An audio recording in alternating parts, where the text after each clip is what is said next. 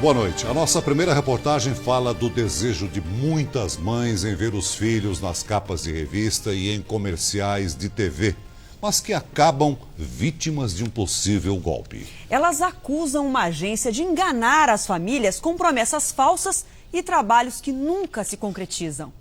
Débora viajou quase 1.000 quilômetros para levar o filho até a agência de modelos. Ele olhou umas 3 vezes meu filho e falou, ele está aprovado. Mas para começar a carreira, a mãe teria que investir. Para fazer esse comercial, você precisa fazer umas fotos cinematográficas. Depois de ter pago quase R$1.000 pelas fotos, a Débora procurou a mesma agência 8 vezes em um mês. Mas aí a conversa já era bem diferente, nada parecido com o combinado.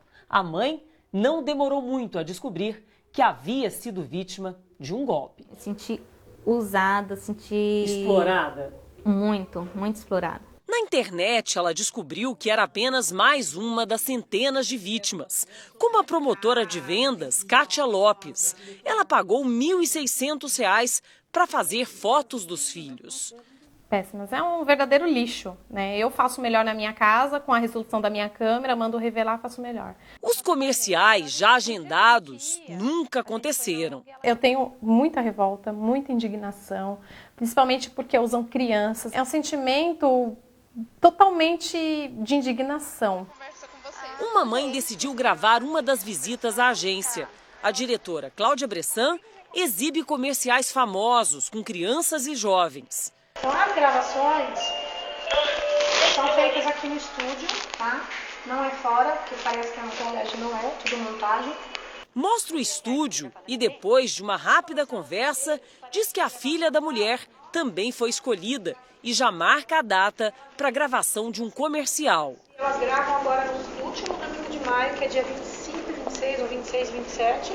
E recebe os cachezinhos tudo em junho, sempre 30 dias. A diretora diz que a procura é grande, mas que poucos são selecionados e faz comentários preconceituosos sobre outros candidatos. A gente corta gay, travesti, que vem muito travesti aqui. Na agência, a diretora desistiu de gravar uma entrevista. A promotora de defesa do consumidor denunciou o caso à justiça. Um grande incêndio em um depósito de combustíveis deixou os moradores de Duque de Caxias, na Baixada Fluminense, aterrorizados. Uma pessoa morreu e 7 ficaram feridas. O repórter Silvestre Serrano acompanhou o trabalho dos bombeiros que enfrentaram várias explosões. No local, havia mais de 500 mil litros de combustível. Chamas assustadoras. O depósito de combustíveis em Duque de Caxias, Baixada Fluminense, foi tomado pelo fogo. Aquela bola de fogo veio assim em cima de mim, eu tive que correr. Os bombeiros chegavam a todo instante. 6 reservatórios, mais de 500 mil litros de combustível. Sucessivas explosões aumentavam o perigo. Gritei pra minha neta e minha mãe, corre, pelo amor de Deus, sai de dentro de casa. Eu ia fazer o quê, moça? A única coisa que eu peguei foi documento. O repórter cinematográfico Ediomar Rangel estava a poucos metros do local no momento de uma das explosões. Fogo, como é que vem pra cá, onde nós estamos? É impressionante. Sai daqui! O calor do incêndio era tanto que derreteu caixas d'água das casas vizinhas. Mais de 5 horas depois do início do incêndio, as chamas continuam intensas. Os bombeiros estão resfriando os reservatórios que estão ao lado do foco principal. Por motivo de segurança, todas essas casas ao redor, num raio de até 150 metros, foram esvaziadas, porque há risco de novas explosões. O funcionário da distribuidora morreu e outras 7 pessoas ficaram feridas. O depósito tinha licença para funcionar em área residencial desde 2009, mas o atual prefeito afirma que o documento não tem validade. Se essa licença não pode ser dada e você deu, ou é por amor ou por dinheiro. A Secretaria do Ambiente, responsável pela emissão do alvará, interditou o local no ano passado. Eles estão funcionando com base numa liminar. Nós exigimos uma análise de risco. Essa análise foi rejeitada pela INEA formalmente. Não foi a gente que se instalou em volta da firma, foi a firma que se instalou no meio da comunidade. Olha, já são quase 10 horas de incêndio no depósito de combustíveis em Duque de Caxias. Então vamos ver como está a situação lá neste momento. A repórter Carolina Novaes está no local e tem as informações. Boa noite, Carolina.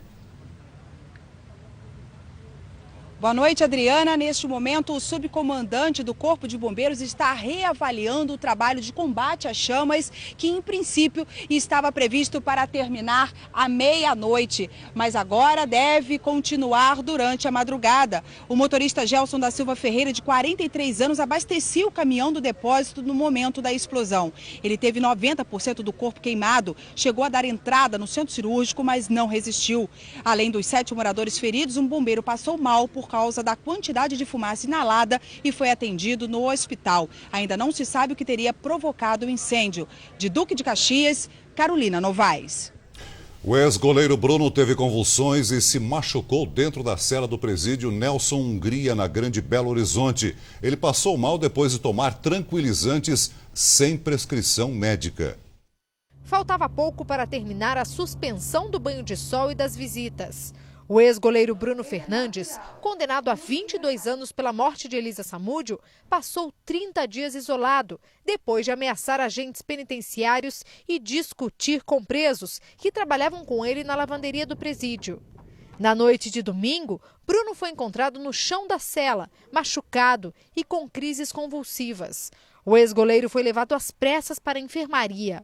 Ele passou mal depois de tomar 2 comprimidos de tranquilizantes ansiolíticos de uso controlado, sem prescrição médica. É uma medicação perigosa, né? Tem que ser usado só com receita médica e o uso deve ser sempre muito controlado, muito bem planejado para que não traga malefícios. A Secretaria de Estado de Defesa Social informou que vai apurar como o ex-goleiro teve acesso aos medicamentos. Hoje o ex-goleiro voltou a frequentar o pátio do presídio e no fim de semana voltará a receber visitas. Pessoas muito próximas a Bruno disseram que o ex-jogador sofre crises convulsivas desde a adolescência. O Bruno tem autorização para um antidepressivo. Não sei se pode ter sido um excesso, né, do comprimido, mas não com a intenção de atentar, não.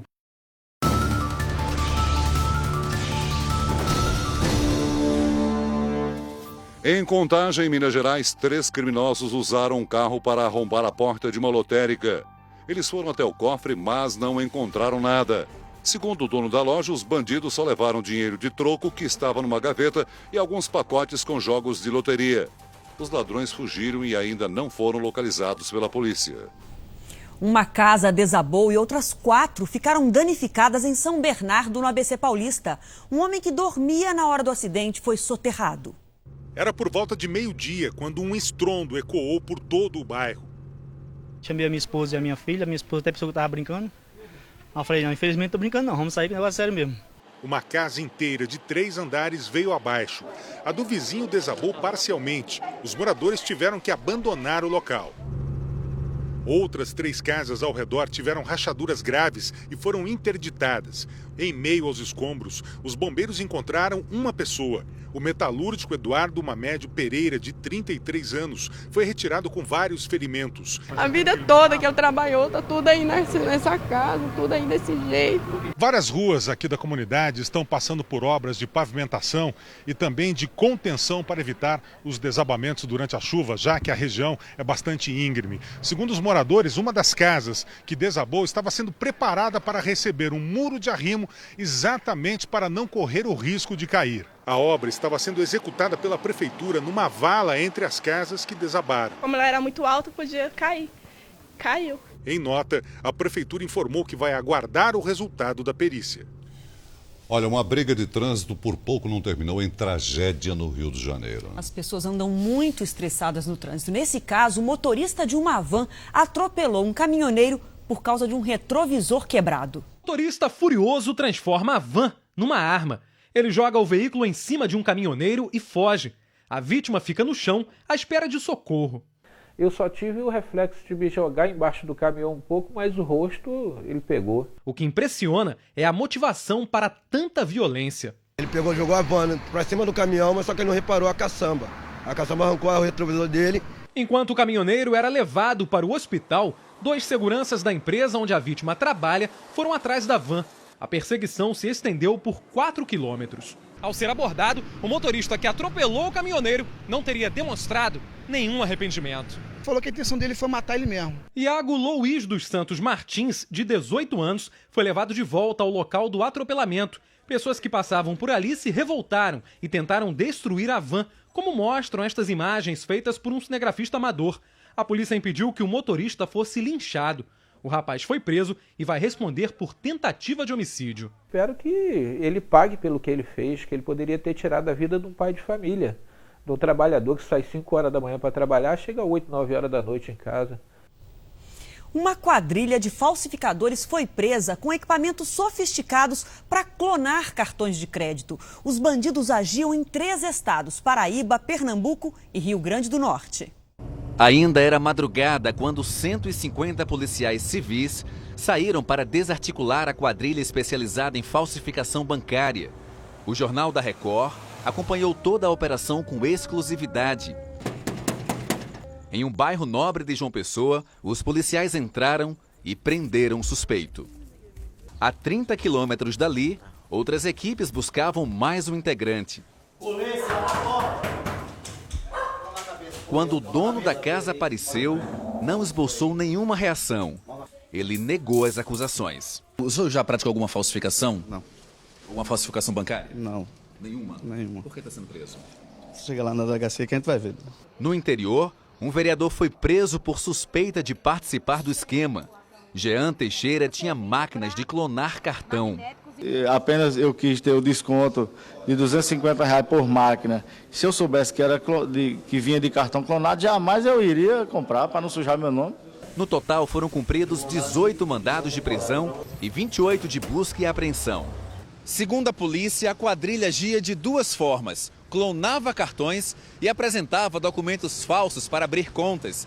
As investigações ocorreram ao longo de 8 meses. Foram feitas pela polícia em parceria com especialistas em segurança dos bancos roubados. Ainda não há um cálculo oficial, mas a estimativa é de milhões de reais. Os presos vão responder por crimes como estelionato, formação de quadrilha e lavagem de dinheiro. Um carro cai por acidente num penhasco e explode. Parece cena de filme, né? Parece. Mas foi assim que o marido explicou a morte da mulher. Só que essa história não convenceu a polícia, não. O acidente aconteceu no litoral norte gaúcho, a 170 quilômetros de Porto Alegre. João Luiz Pereira da Silva, de 51 anos, disse à polícia que parou o veículo, saiu para verificar o que estava acontecendo e pediu à mulher que ficasse ao volante. Segundo ele, o carro desceu, caiu no barranco e pegou fogo, o que provocou a morte de Maria de Fátima Andrade da Silva, de 45 anos. Não conseguia salvar ela. Um homem que passava pelo local gravou o que aconteceu. O vídeo na internet gerou comentários de pessoas que acharam a cena fora da realidade. Em nenhum momento eu imaginei que poderia o vídeo ajudar no desfecho dessa história. A perícia feita no veículo apontou que, na verdade, o que ocorreu naquele 7 de dezembro de 2011 foi um assassinato e teria sido motivado pelo seguro da mulher, que passava dos R$800 mil. O laudo pericial aponta que há um foco de incêndio no interior do compartimento de passageiros. Ao contrário do que ele relata, porque ele relata que é só no motor, né? Além de ter vestígios de substância inflamável na carroceria do veículo, na parte externa. Depois do acidente, João Luiz recebeu o seguro. Ele não vai dar entrevista e reafirmou que foi um acidente. O delegado solicitou à justiça a prisão preventiva dele, mas o pedido foi negado.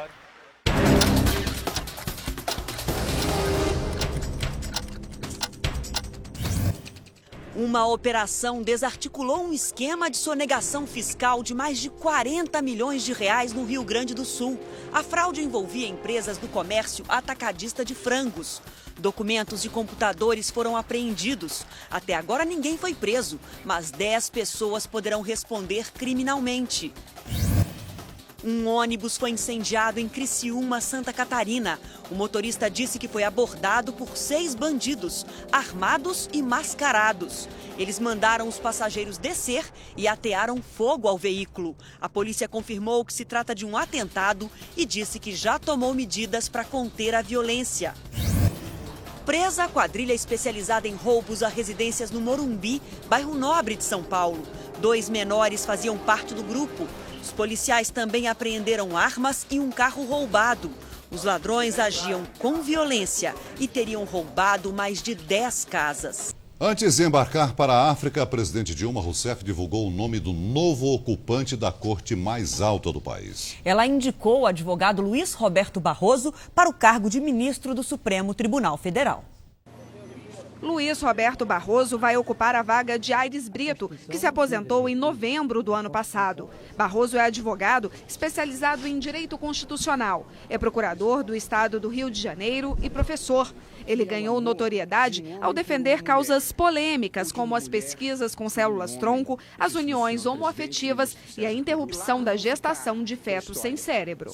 Em nota, a presidente Dilma disse que Barroso possui todos os requisitos para o exercício do mais elevado cargo da magistratura do país. Mas para ocupar uma vaga aqui no STF, Luiz Roberto Barroso precisa passar pelo crivo do Senado. Primeiro, ele será sabatinado e depois do nome aprovado pela Comissão de Constituição e Justiça, a indicação segue para a votação em plenário. O próximo passo é aguardar o Senado Federal e é isso que eu vou fazer com serenidade, com humildade e só depois é que eu vou me preocupar com as questões do cargo após a deliberação do Senado. A notícia foi bem recebida pelo Supremo. O Supremo ganha em competência, ganha em seriedade, ganha em profundidade de conhecimentos jurídicos e uma carreira acadêmica admirável. O desemprego continua em queda no Brasil. Segundo o IBGE, em abril, a taxa foi de 5,8%, a menor para o mês desde que a pesquisa começou a ser feita há 11 anos. E o salário médio do brasileiro no mês passado foi de R$ 1.862. A seca segue muito forte no Nordeste. Mais de 90% dos municípios do Ceará estão em situação de emergência. Até chove um pouco amanhã na região, mas não alivia em nada a estiagem.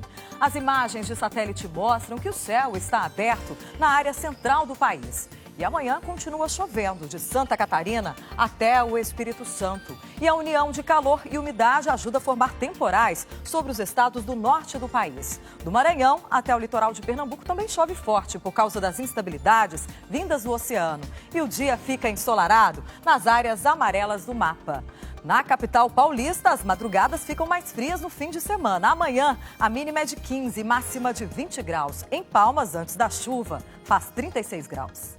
Neymar vai jogar na Europa ou continuará no Brasil? Quem poderia responder essa pergunta é o próprio craque do Santos, não é? Todo mundo curioso, hein? Mas Neymar mostrou hoje que sabe driblar os adversários dentro e também fora de campo.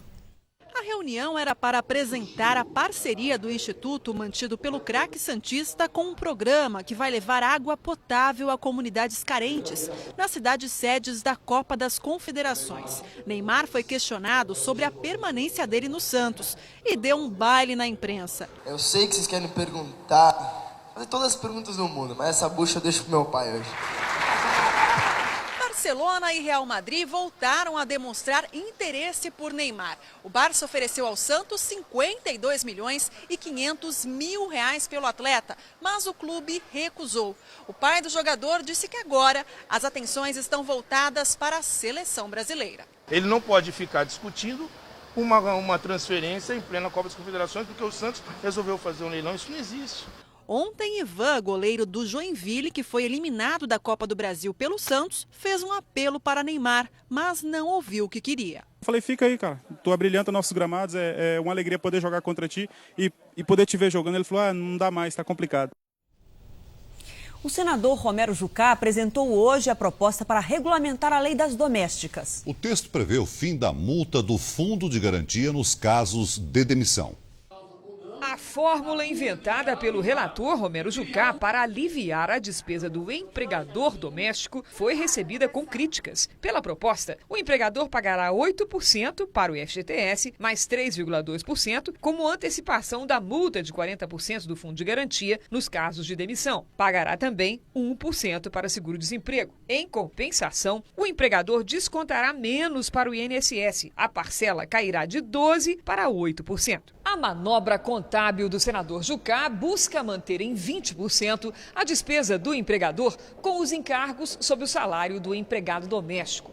Pela proposta, todo empregado demitido por justa causa ou não terá direito aos 40% do FGTS. Parte da conta será assumida pela Previdência, que já tem déficit. É fácil fazer conta, às vezes. O difícil é pagar a conta. Apesar das polêmicas, o texto pode ser votado na comissão já na próxima quarta. Nós queremos equilibrar e queremos dar condição da família brasileira ter o seu empregado doméstico regularizado. Divulgada a identidade do soldado morto no ataque em Londres. O soldado Lee Rigby, de 25 anos, serviu no Afeganistão. Os suspeitos do crime estão sob custódia em 2 hospitais da cidade e já eram investigados pela polícia. Um homem e uma mulher também foram presos, acusados de envolvimento com o atentado. Em Qinghai, norte da China, mais de 500 estudantes sofreram intoxicação após comerem a merenda escolar. Eles foram levados para os hospitais com náuseas e dor de cabeça. Amostras dos alimentos serão analisadas. Uma prótese criada numa impressora 3D salvou a vida de um bebê nos Estados Unidos. Ele nasceu com uma doença que bloqueava a passagem de ar para os pulmões. Os médicos implantaram com sucesso a prótese na criança. Hoje, o menino está com 1 ano e meio. Um avião aterrissou de barriga após falha no trem de pouso em Porto Seguro, na Bahia. O acidente aconteceu hoje à tarde. O Corpo de Bombeiros espalhou espuma na pista para evitar a formação de chamas. Devido à falha, o avião sobrevoou a região por mais de 1 hora para gastar combustível e, assim, possibilitar um pouso de barriga e diminuir o risco de incêndio. Ninguém ficou ferido. Agora veja que imagem curiosa. O ator Morgan Freeman cochilou ao vivo durante uma entrevista para a TV americana. O ator de 75 anos falou um pouco sobre o novo filme, mas quando foi a vez do colega de elenco Michael Caine ser entrevistado, ele dormiu. Morgan Freeman até tentou ficar acordado, mas cochilou várias vezes durante o programa. Quando foi chamado pelos apresentadores, ainda sonolento, ele voltou a responder às perguntas. Uma reportagem especial com os segredos para ter um coração saudável e o mistério do roubo de cães de raça. Destaques do próximo Domingo Espetacular. Olá, tudo bem? Cães de raça na mira dos criminosos. Ataques em série mostram que os cães da raça Pug são os preferidos dos ladrões.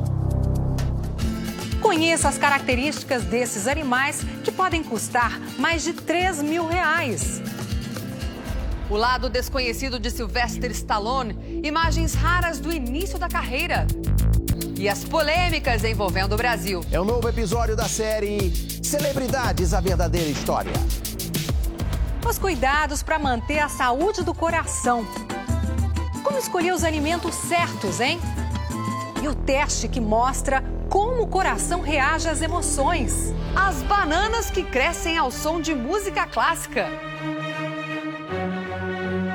Conheça a empresária que adotou essa curiosa técnica. A música pode afetar os seres vivos, entre eles os vegetais. É neste domingo, depois do programa do Gugu. Até lá! A violência no campo no norte do país tem tirado muitas famílias de suas próprias terras. Sem ter onde viver e plantar, elas vão para as cidades e muitas caem na marginalidade ou nas mãos de traficantes internacionais de pessoas. Veja na 4ª reportagem da série A Última Fronteira.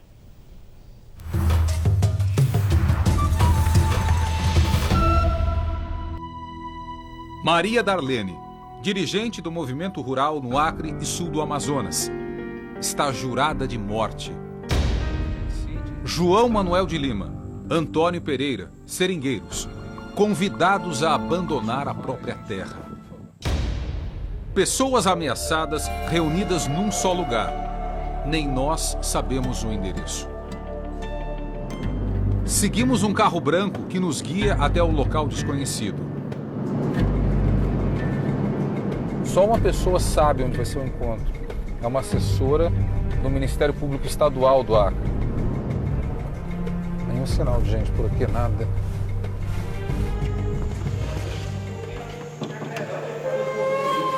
Ali estão as pessoas que procurávamos, acuadas e com medo. Nós temos medo em qualquer canto que nós tiver. Seja aqui, seja lá dentro da mata, em qualquer canto, nós temos medo. E a denúncia chegou ao Ministério Público. Centenas de famílias estão sendo expulsas dos seringais. A máfia da madeira está entrando no estado do Acre e acabam com o Mato Grosso, aí passa pelo Pará, aí vem em Rondônia e chega no estado do Acre. Se vê o estrago que acontece lá, é grande. Temos fotos, já trouxemos para o Ministério Público. Se eu não vendesse a minha posse, podia um pau cair por cima da minha casa. Um pau cair em cima da sua casa, uma ave grande, não liquida tudo? Pois era isso. No ano passado, só no estado do Acre, ocorreram 790 ameaças de expulsão de famílias do campo. 26 casas de trabalhadores rurais foram destruídas. 14 pessoas receberam ameaças de morte.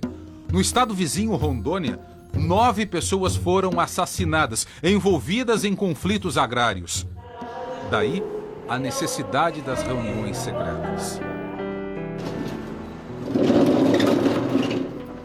Esta era a sede da Pastoral da Terra, na cidade de Rio Branco. No último suposto assalto, no dia 30 de janeiro, entraram na casa pelo forro do teto. Esta aqui era a sala de documentos. Quase tudo neste lugar foi revirado. Os invasores também arrombaram este armário de metal, onde havia CDs e outros arquivos digitais. Numa das gavetas desta mesa, encontraram R$500 e cheques assinados. Os cheques e as notas foram deixados sobre a mesa. Da minha sala tinha foto dos meus filhos, eles rasgaram com faca. Nós não temos mais condições psicológicas de voltar para a sede. Diferentes movimentos de trabalhadores rurais apontam a área de maior conflito na região. É esta, conhecida como Ponta do Abunã.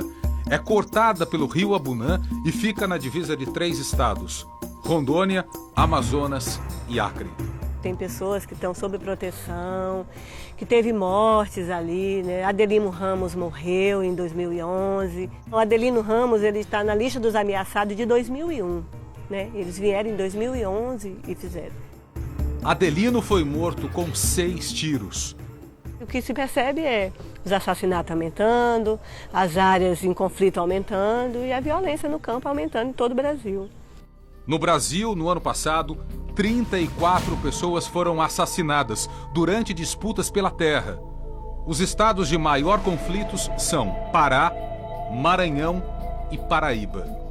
No Acre, o Ministério Público revelou um esquema para tomar a terra dos seringueiros. Os invasores apresentam títulos de posse fraudados em cartório, como já foi descoberto num município do interior. O tabelião foi condenado naquela região de Senador Guelmar por emitir títulos de propriedade falsificados. E há, possivelmente, suspeita de que outros títulos estejam nessa mesma situação.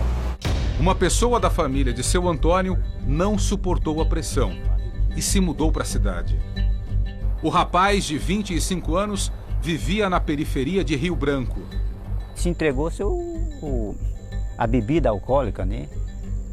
E andando no meio da rua, e o carro pegou ele, atropelou e ele morreu. Enquanto lá ele estava trabalhando e cuidando da vida dele. E quando as pessoas são retiradas da terra, retiradas do interior, elas vêm para a capital. E na cidade elas acabam sendo cooptadas pela exploração sexual, pelas redes criminosas e acabam inserindo essas pessoas no mundo do crime, né? E as meninas são aliciadas também para a prostituição e se prostituem, muitas vezes por falta da estrutura familiar, porque o pai, muitas vezes, sequer ele mesmo vai ter condições de manter essa família. A polícia e a Promotoria da Infância e da Juventude descobriram uma rede de aliciadores que mandava meninas da Amazônia para boates da Bolívia. O senhor tem alguma dúvida ao classificar este crime de tráfico humano? Nenhuma. Trata de tráfico de pessoas para fins de prostituição.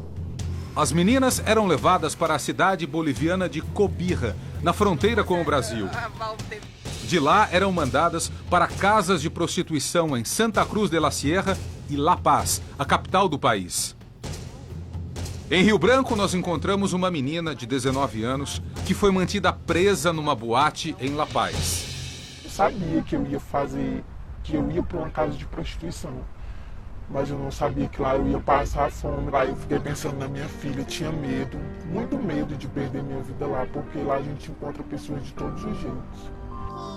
Ela conta que fugiu do cárcere privado usando uma corda feita de pano. Esperei os seguranças dormir, que ficavam todos os dias, 2 seguranças. Eu joguei minhas coisas pela janela do piso de cima, amarrei um monte de lençol e desci morrendo de medo. 4 garotas contaram tudo o que sabiam à polícia, o que permitiu a denúncia contra 7 aliciadores. Foi um dever cumprido, que a justiça foi feita, que não vai mais estragar a vida de nenhuma outra moça. Apesar de o esquema internacional ter sido desbaratado, ainda se vêem meninas se vendendo nas ruas no Acre. Um dos efeitos colaterais da violência no campo, no oeste da Amazônia brasileira. O Jornal da Record de hoje termina aqui. Outras informações no Fala Brasil às 8h40 da manhã. Uma boa noite para você. Boa noite, até amanhã.